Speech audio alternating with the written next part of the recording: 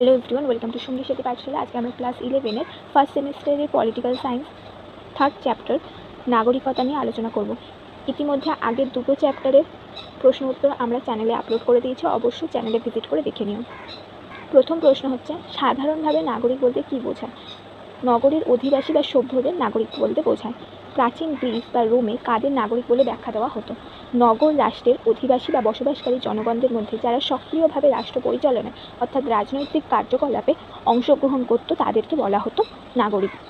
দাস, শ্রমিক, স্ত্রীলোক প্রভৃতি নাগরিকদের মর্যাদা প্রদান করা হতো না বা কারা করতো না? প্রাচীন গ্রিস ও রোমানরা।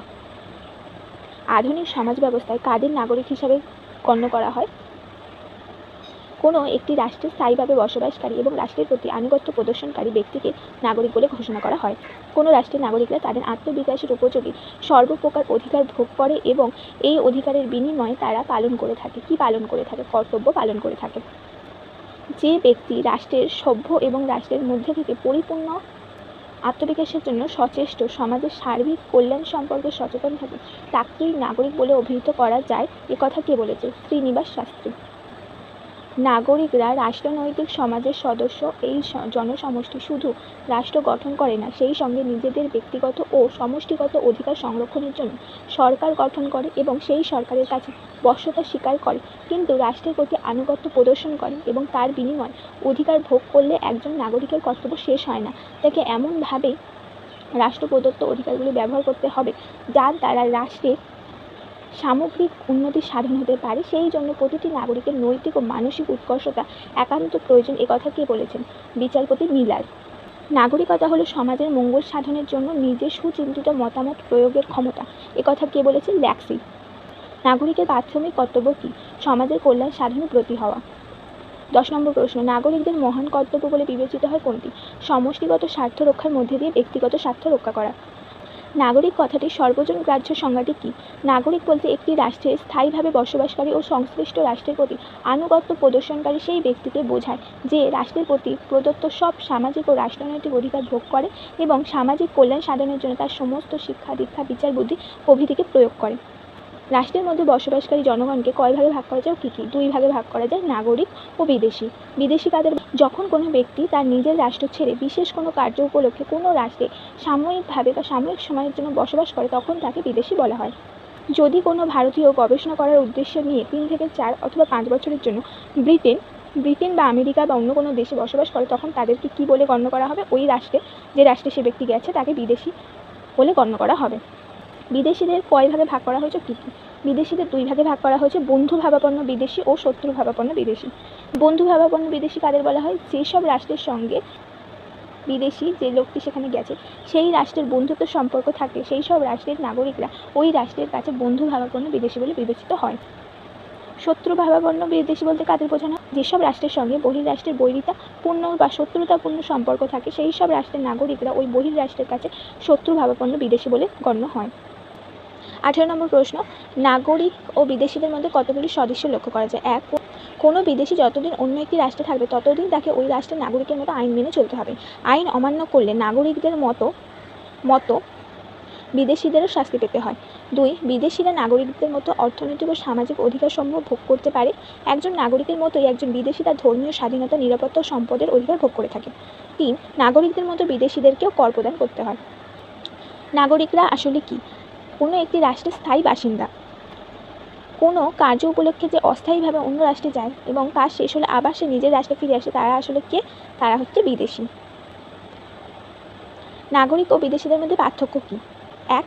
নাগরিকরা রাষ্ট্রের স্থায়ী বাসিন্দা, বিদেশিরা অস্থায়ী। নাগরিকদের নিজেদের রাষ্ট্রের প্রতি দ্বিধাহীনভাবে আনুগত্য প্রদর্শন করতে হয়, কিন্তু বিদেশিরা সেই রাষ্ট্রের প্রতি আনুগত্য প্রদর্শন নাও করতে পারে বা বাধ্য নয়, তাদের আনুগত্য নিজেদের রাষ্ট্রের প্রতিই থাকে। 3. নাগরিকরা পৌর, সামাজিক, অর্থনৈতিক, রাজনৈতিক অধিকারসমূহ ভোগ করতে পারলেও বিদেশিরা কিন্তু রাজনৈতিক অধিকার থেকে বঞ্চিত হয়। কখনও কোনো বিদেশিকে ভোট দান করতে দেওয়া হয় না এবং নির্বাচিত হওয়ারও অনুমতি দেওয়া হয় না। ভোটে দাঁড়াতেও তারা পারে না। 4. রাষ্ট্র নাগরিকদের অসৎ আচরণের জন্য দেশের থেকে তাকে বহিষ্কার করতে পারে না, কিন্তু বিদেশিদের তার অসৎ আচরণের জন্য দেশ থেকে বহিষ্কার করার ক্ষমতা রাষ্ট্রের আছে। 5. গুরুতর অপরাধের জন্য নিজের দেশের নাগরিককে আইন অনুযায়ী মৃত্যুদণ্ড রাষ্ট্র দিতে পারে, কিন্তু একই ধরনের অপরাধের জন্য কোনো বিদেশিকে রাষ্ট্র মৃত্যুদণ্ড দিতে পারে না। কোনো নাগরিক স্বদেশে থাকুক বা বিদেশে তার সম্পত্তি ও জীবন রক্ষা কার অবশ্য পালনীয় কর্তব্য রাষ্ট্রের। 23 নম্বর প্রশ্ন, যুদ্ধের সময় ও স্বাভাবিক পরিস্থিতিতেও রাষ্ট্র বিশেষ প্রয়োজনীয় অঞ্চল, গুরুত্বপূর্ণ অঞ্চল ছাড়া রাষ্ট্রের সর্বস্থানে যাতায়াতের অবাধ অধিকার কাদের দিয়ে থাকে? নিজের রাষ্ট্রের নাগরিকদের। রাষ্ট্রে যারা নাগরিকদের রাজনৈতিক অধিকার ভোগ করতে পারে না বা তাদেরকে কি বলা হয়? অসম্পূর্ণ নাগরিক বা প্রজা। মানে রাষ্ট্রের নাগরিক হয়েও তারা কিন্তু তাদের রাজনৈতিক অধিকার, ভোটদান করার ক্ষমতা, ভোটে দাঁড়ানোর ক্ষমতা এগুলো প্রয়োগ করতে পারে না, তাদেরকে কি বলা হয়? প্রজা বা অসম্পূর্ণ নাগরিক। প্রজা বলতে কাদের বোঝানো হয়েছে? সেই সব ব্যক্তিকে বোঝায় যারা নাগরিকদের মতো ন্যায়সঙ্গত কোনো অধিকার দাবি করতে পারে না। তাদের অসম্পূর্ণ নাগরিক বলা হয় কেন? অপ্রাপ্তবয়স্ক, দেউলিয়া, উন্মাদ প্রভৃতি ব্যক্তিদের রাজনৈতিক অধিকার থেকে বঞ্চিত করা হয় এবং তাদেরকে অসম্পূর্ণ নাগরিক বলা হয়। ব্রিটিশ শাসনাধীন ভারতে ভারতীয়রা কী হিসাবে বিবেচিত হতো? ইংরেজ সরকারের প্রজা বা অসম্পূর্ণ নাগরিক। নাগরিকত্ব অর্জন করার কয়টি উপায় উল্লেখ করা যায় ও কী কী?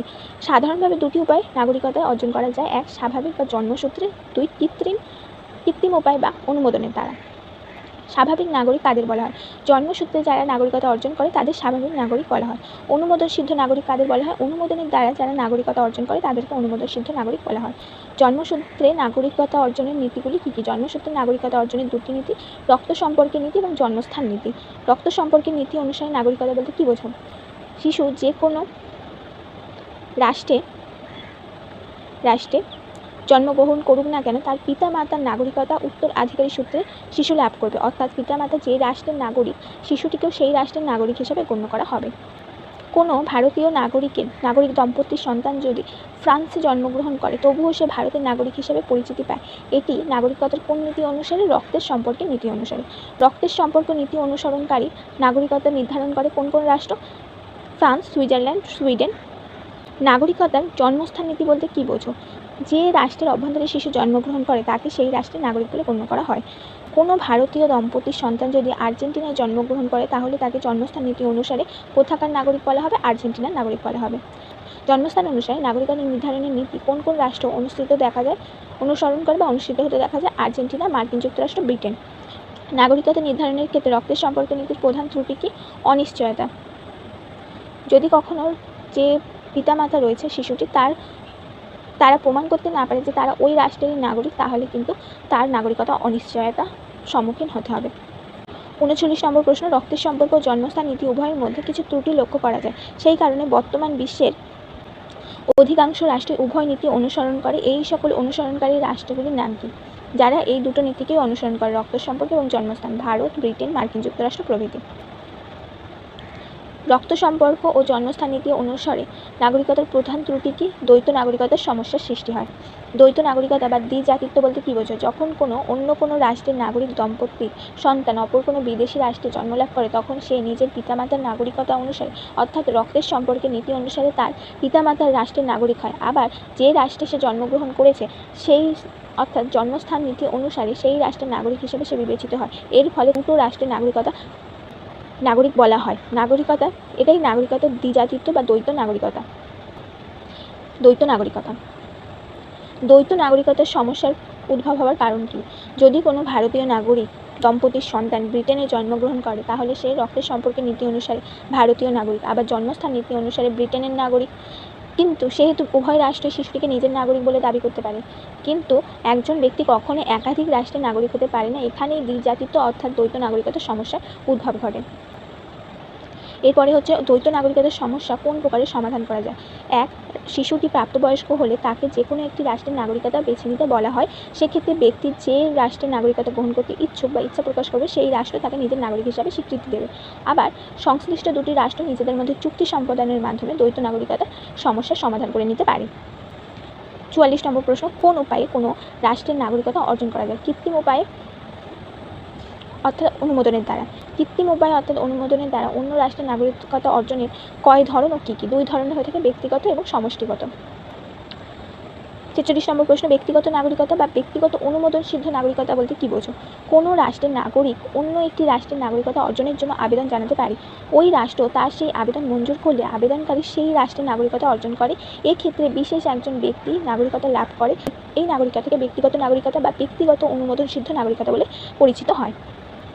ব্যাপক অর্থে অনুমোদনসিদ্ধ নাগরিকতা বলতে কী বোঝায়? ব্যাপক অর্থে অনুমোদনসিদ্ধ নাগরিকতা বলতে বোঝায় সেনাবাহিনীতে যোগদান, বিবাহ, সরকারি চাকরি, স্থায়ী সম্পত্তি ক্রয় প্রভৃতি উপায় যে কোনো একটির দ্বারা কোনো ব্যক্তি কোনো রাষ্ট্রের নাগরিকতা অর্জন করে। এবং সংকীর্ণ অর্থে অনুমোদনসিদ্ধ নাগরিকতা বলতে বোঝায় সংকীর্ণ অর্থে অনুমোদনসিদ্ধ নাগরিকতা বলতে নাগরিকতা অর্জনের জন্য রাষ্ট্র কর্তৃক কতগুলি নির্দিষ্ট শর্ত পালন করে শাসন বিভাগ ও বিচার বিভাগের মাধ্যমে নাগরিক হিসাবে স্বীকৃত হওয়াকে সংকীর্ণ অর্থে অনুমোদনসিদ্ধ নাগরিক বোঝায়। নাগরিকতা অর্জনের জন্য বা অনুমোদনের জন্য কোনো ব্যক্তিকে কোন পদক্ষেপ গ্রহণ করতে হয়?